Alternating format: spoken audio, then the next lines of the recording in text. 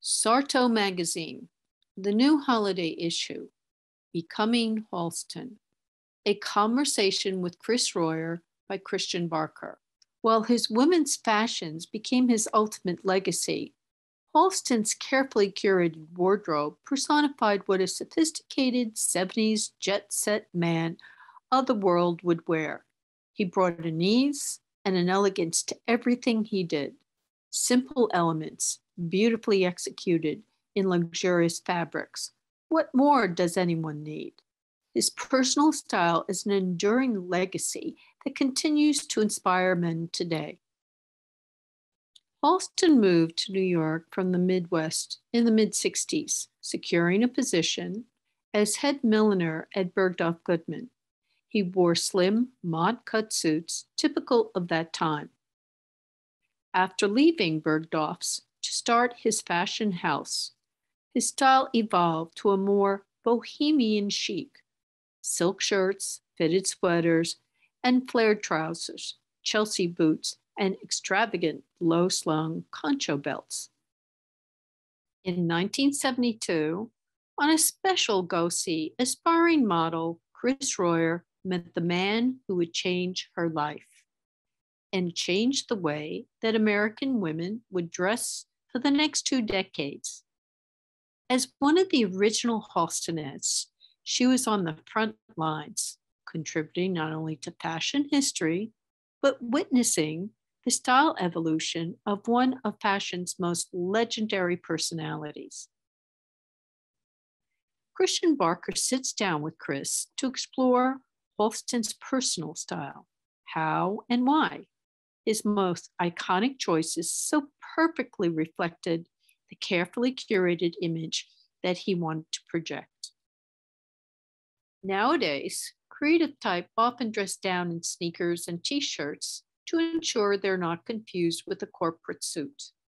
Roy Halston Prowick, the American designer, who came to be known solely by his middle name, had a more elegant approach to separating himself from the buttoned-up execs he dealt with on a daily basis. When I first met him, Halston was realizing his own vision of his company, and along with that, he was consciously shaping how he would look and how he would be portrayed, says Chris Royer, who, in 1972, became a house model and soon ascended to the status of official Halstonette, one of the designer's elite group of models. It was very important to him that people would know he was the designer, not one of the executives, but the designer, Chris Royer. Part of Halston's solution was to create a luxe adaptation of the surgeon-style coat worn in the ateliers by continental couturiers such as Cristobal Balenciaga and Christian Dior. Halston wanted to stay away from the suits like the executives wore, but he knew he needed a jacket that gave him authority and that chic touch of elegance. He wanted to look even more powerful than the executives, to be the most powerful, elegant man in the room, the creative head. So he designed this jacket in ultra suede, which was very expensive and luxurious cloth, in an ivory cream color.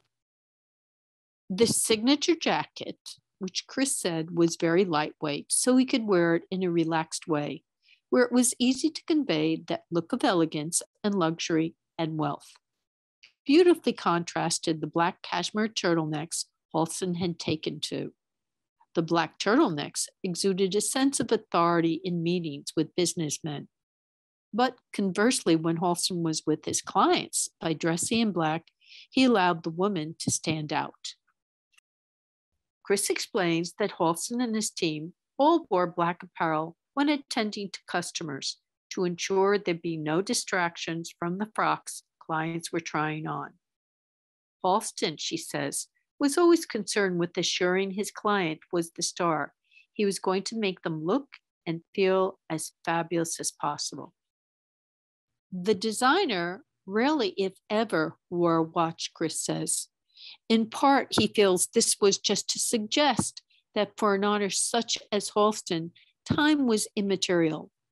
though, of course, he had a team of efficient assistants to keep him on schedule. In part, it was purely practical.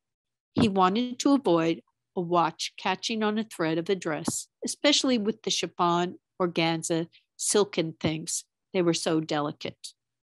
To maintain a svelte look, Halston wore a trim cut of trouser with a contour waistband. It was like sailors used to wear many years ago, one seam, no pocket, and extremely comfortable, Chris says.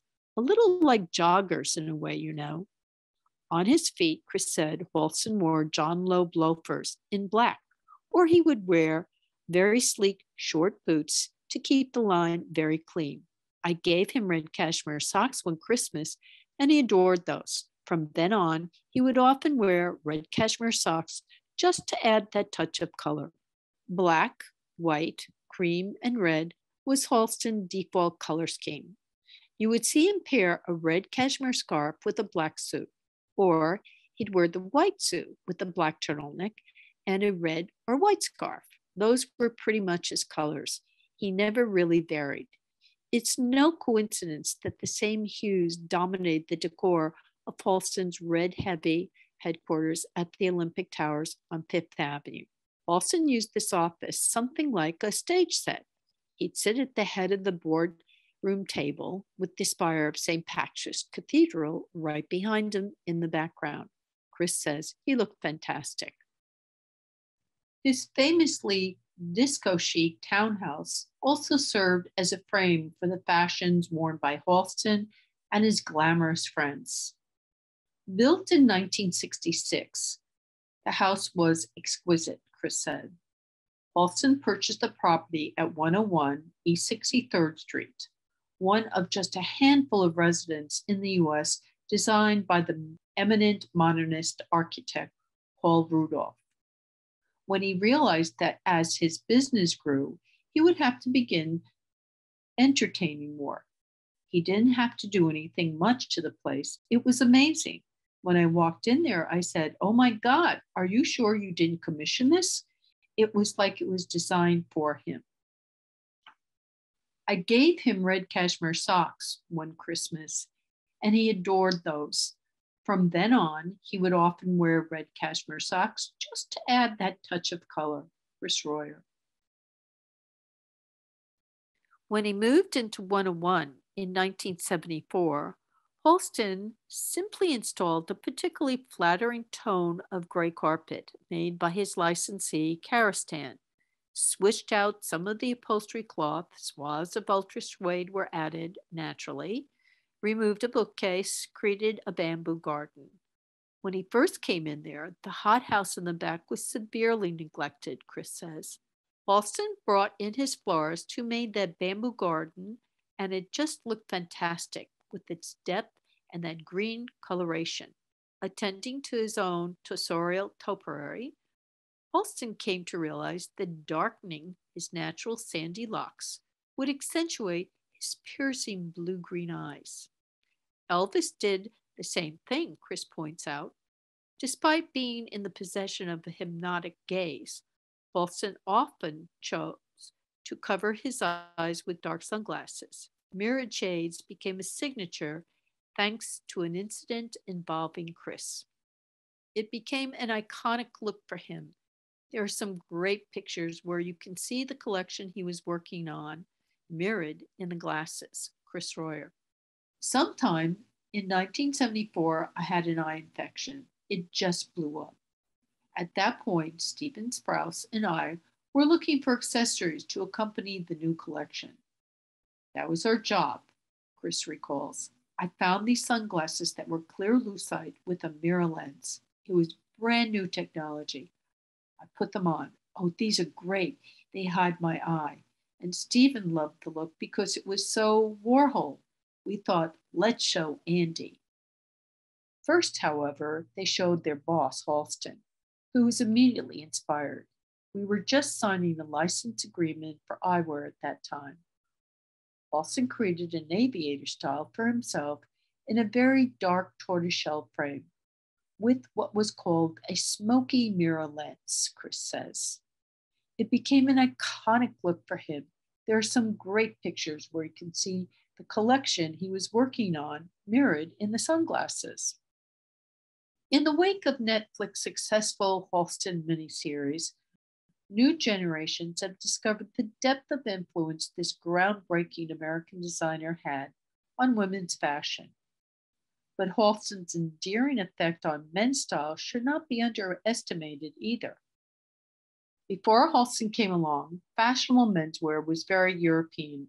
You had these very chic but very tight-fitting suits, like Pierre Cardin made, or like the English were making, the mod suits, Chris says. It didn't fit the American man with more of an athletic build. Halston understood the same comfort level that he wanted, other men wanted, in their lifestyle and the way they dressed. He gave that to them, and it was a huge success. You're only as good as the people you dress, Halston.